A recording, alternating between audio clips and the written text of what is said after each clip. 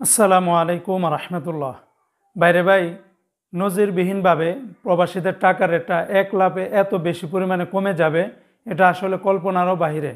আজকে যেইভাবে ওমানের রিয়ালের রেটটা কমেছে, এমনিভাবে কুয়েতের সর্বোচ্চ পরিমাণে কমেছে। অন্যান্য দেশের টাকার রেটটাও কিন্তু কমে গেছে, তবে সবথেকে বেশি কমেছে ওমানের রিয়ালের রেট এবং কুয়েতের দিনারের রেট।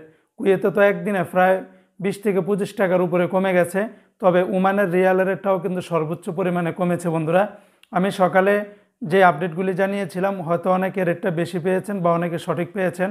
তো আজকে সকল এক্সচেঞ্জগুলোতে 325 টাকা থেকে ওমানের 1 রিয়ালের পরিবর্তে 314 টাকার ভিতরে নেমে এসেছে।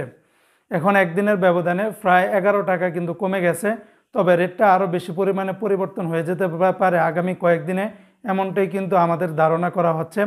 তবে বন্ধুরা, মনে রাখবেন, টাকার রেটটা যে কোনো সময় কিন্তু পরিবর্তন হয়ে যেতে পারে।